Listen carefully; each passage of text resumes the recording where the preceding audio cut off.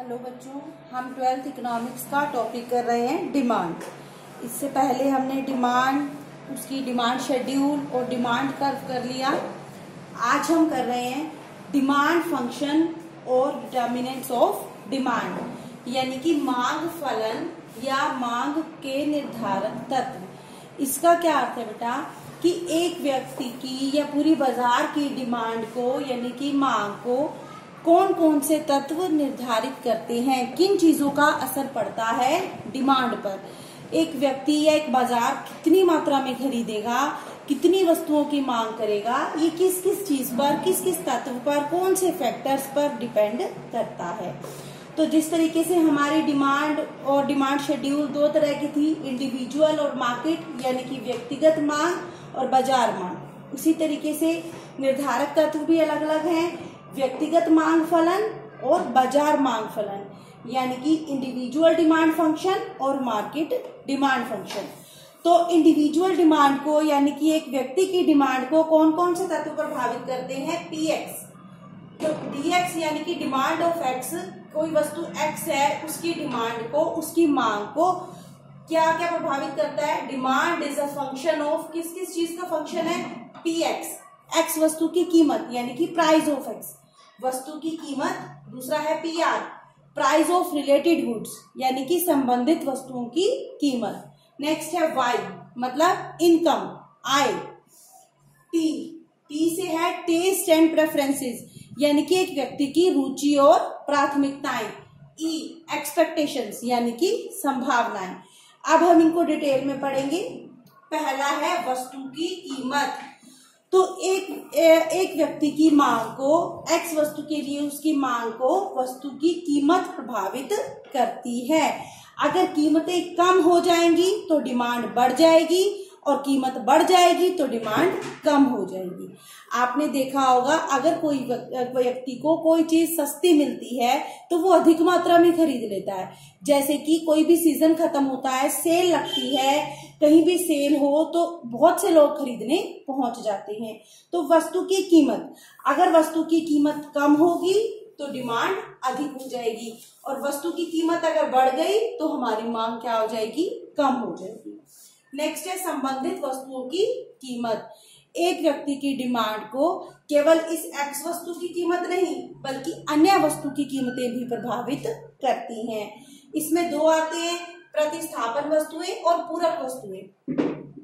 प्रतिस्थापन वस्तुएं यानी कि सब्स्टिट्यूट गुड्स। सब्स्टिट्यूट गुड्स या प्रतिस्थापन वस्तुएं क्या होती हैं? ऐसी वस्तुएं जिनका एक के स्थान पर दूसरी वस्तु का प्रयोग किया जा सकता है, जैसे कि चाय और कॉफी। चाय की जगह पर कॉफी का इस्तेमाल कर सकते हैं और कॉफी की जगह पर चाय का, या कोको कोला और पेप्सी कोला, कोक की जगह पे पेप्सी और पेप्सी की जगह पे कोक का इस्तेमाल किया जा सकता है। तो ये वस्तुएं होती हैं प्रतिस्थापन वस्तुएं या सब्स्टिट्यूट गुड्स। तो इनमें क्या होता है कि अगर एक वस्तु की कीमत बढ़ गई तो दूसरी की मांग बढ़ जाएगी। जैसे कि हम उदाहरण लेते हैं, हमारे पास दो वस्तुएं हैं, चाय और कॉफी। ये प्रतिस्थापन वस्तुएं हैं। अगर एक वस्तु की कीमत बढ़ गई यानी कि कॉफी का प्राइस बढ़ गया तो चाय की डिमांड बढ़ जाएगी। क्यों? अब कॉफी की कीमतें बढ़ गई, कॉफी महंगी हो गई तो लोग क्या करेंगे? कॉफी पीना बंद कर देंगे और कॉफी की जगह किसका इस्तेमाल करेंगे?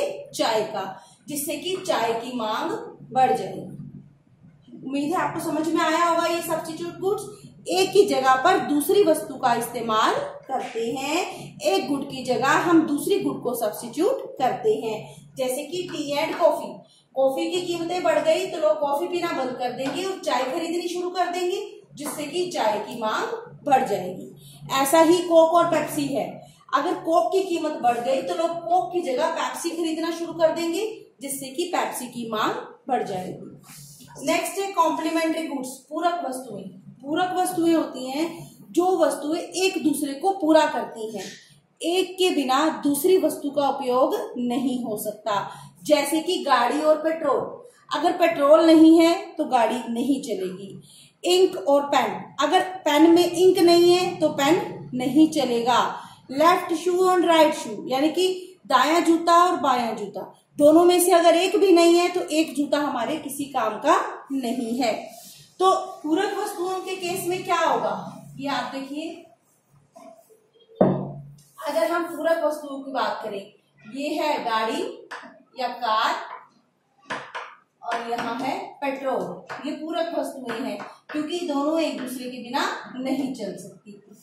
अब क्या है, अगर पेट्रोल की कीमतें बढ़ गई, पेट्रोल की कीमतें बढ़ गई तो क्या होगा, लोग गाड़ी भी कम चलाएंगे तो गाड़ी की डिमांड क्या हो जाएगी, कम हो जाएगी। या फिर कार की कीमतें बढ़ गई, कार महंगी हो गई, लोग कार नहीं खरीदेंगे तो पेट्रोल की डिमांड अपने आप से क्या हो जाएगी, कम हो जाएगी। और प्रतिस्थापन में क्या था, एक वस्तु की कीमत बढ़ने पर दूसरे की मांग बढ़ जाती है, लेकिन पूरक में क्या है, एक वस्तु की कीमत बढ़ने पर दूसरे की मांग कम हो जाती है। ठीक है, इसकी मांग कम होगी तो इसकी तो अपने आप कम हो जाएगी क्योंकि ये इससे संबंधित है। और असंबंधित वस्तुएं कौन सी होती हैं, जिनमें आपस में कोई संबंध नहीं होता। अब प्रतिस्थापन वस्तुएं एक दूसरे से संबंधित हैं, क्यों, क्योंकि एक के स्थान पर हम दूसरी वस्तु का इस्तेमाल कर सकते हैं। पूरक वस्तुएं संबंधित है क्योंकि एक के बिना हम दूसरे का इस्तेमाल नहीं कर सकते। और असंबंधित वस्तुएं कौन सी होती हैं, जिनमें आपस में कोई संबंध नहीं होता, जैसे कि चीनी है और कपड़े हैं, चीनी की मांग और हमारे कपड़े की मांग में कोई संबंध नहीं है, ये एक दूसरे पर निर्भर नहीं करती। नेक्स्ट है आय। हमारी डिमांड को, एक व्यक्ति की डिमांड को उसकी इनकम यानी कि आय प्रभावित करती है। आय जितनी अधिक होगी, जितना अधिक पैसा कमाएगा वो, उसकी मांग उतनी ही अधिक हो जाएगी। नेक्स्ट है रुचि तथा प्राथमिकताएं। एक व्यक्ति का टेस्ट कैसा है, उसकी रुचि क्या है, उसकी प्राथमिकताएं क्या हैं, इस पर भी उसकी मांग निर्भर करती है। जो चीज उसके टेस्ट की हो, उसकी रुचि की हो, वो उसकी अधिक मांग करता है। इसमें हम आदत की बात करते हैं, जैसे कुछ व्यक्तियों को आदत हो जाती है। अब आपने देखा होगा बेटा कि अब कोरोना की वजह से क्या हुआ था, शराब बंद कर दी गई थी, लेकिन जैसे ही खुली उसकी कीमतें 70% बढ़ गई, लेकिन फिर भी उसकी मांग बहुत अधिक थी। क्यों, क्योंकि लोगों का टेस्ट था, रुचि थी, उनकी आदत थी, कीमतें कितनी भी हो फिर भी वो वस्तुएं खरीदते हैं। ऐसा कब होता है, जब उपभोक्ता को किसी वस्तु की आदत होती है या कोई वस्तु उसके पसंद की होती है। नेक्स्ट है संभावनाएं, एक्सपेक्टेशंस। हमारी मांग हमारी संभावनाओं और एक्सपेक्टेशंस पर निर्भर करती है। अगर हमें ये लगता है कि अगले हफ्ते कीमतें बढ़ जाएंगी, जैसे आपने देखा होगा टीवी में ये सुनते ही कि रात 12 बजे से पेट्रोल महंगा हो जाएगा, लोग पेट्रोल पंप पे पेट्रोल डलवाने पहुंच जाते हैं। तो अगर हमें ये संभावना है कि अगले कुछ घंटों में या कुछ दिनों में कीमतें बढ़ जाएंगी, तो अभी हम उस वस्तु को अधिक खरीद लेते हैं, उसकी मांग बढ़ जाती है। लेकिन अगर हमें ये लगता है कि आने वाले समय में कीमतें कम हो जाएंगी, तो हम अब नहीं खरीदेंगे, बल्कि आने वाले समय में हमारी मांग बढ़ जाएगी और अब के समय में हमारी मांग कम हो जाएगी। अब ये तो थी व्यक्तिगत मांग को निर्धारित करने वाले तत्व। अब है बाजार मांग को निर्धारित करने वाले तत्व। ये 5 तो सेम रहेंगे, वस्तु की कीमत, संबंधित वस्तुओं की कीमत, आय, रुचि और प्राथमिकताएं, संभावनाएं। इसके अलावा ये 4 फैक्टर्स और हैं बाजार में। ये 5 तो आपने यही करने हैं। उसके बाद अगला है जनसंख्या यानी कि पॉपुलेशन। जितनी जनसंख्या बढ़ती जाएगी हमारी मांग उतनी ही बढ़ती जाएगी, बाजार की मांग। जितने अधिक जनसंख्या होगी, जितने अधिक लोग होंगे बाजार में, उतनी ही बाजार की मांग बढ़ती जाएगी। नेक्स्ट है सरकार की नीति। पूरी बाजार की मांग गवर्नमेंट पॉलिसी यानी कि सरकार की नीति पर भी निर्भर करती है। अगर गवर्नमेंट की पॉलिसी है कि वो टैक्स बढ़ा देती है, कर बढ़ा देती है, तो क्या होगा, वस्तुएं महंगी हो जाएंगी और उनकी मांग कम हो जाएगी। लेकिन अगर सरकार सब्सिडी दे देती है, वस्तुएं सस्ती देती है, तो क्या होगा, वस्तुओं की मांग बढ़ जाएगी। नेक्स्ट है जलवायु तथा मौसम। वस्तुओं की मांग पर क्लाइमेट और सीजन, ऐसे सीजन का भी असर पड़ता है। अब जैसे कि गर्मी का मौसम है तो गर्मी में बर्फ, कोल्ड ड्रिंक, जूस ऐसी वस्तुओं की मांग बढ़ जाती है, जबकि सर्दी में शॉल, स्वेटर, गर्म वस्तुएं, इन वस्तुओं की मांग बढ़ जाती है। नेक्स्ट है आय का वितरण, डिस्ट्रीब्यूशन ऑफ इनकम। अगर आय का वितरण समान है, अगर डिस्ट्रीब्यूशन ऑफ इनकम एक जैसा है, मतलब सभी की आय में वृद्धि हो रही है, तो क्या होगा, वस्तुओं की मांग बढ़ जाएगी। लेकिन अगर सभी लोगों की आय नहीं बढ़ रही, केवल कुछ ही व्यक्तियों की आय बढ़ रही है, अधिकतर व्यक्तियों की आय कम है, तो क्या होगा, वस्तु की मांग पर अधिक असर नहीं पड़ेगा, बाजार मांग कम होगी। क्यों? क्योंकि अधिकतर लोगों की आय में वृद्धि नहीं हुई, केवल कुछ ही लोगों की आय में वृद्धि हुई है, जिससे कि केवल कुछ ही व्यक्ति वस्तुएं खरीद पाएंगे, अन्य व्यक्ति वस्तुएं नहीं खरीद पाएंगे।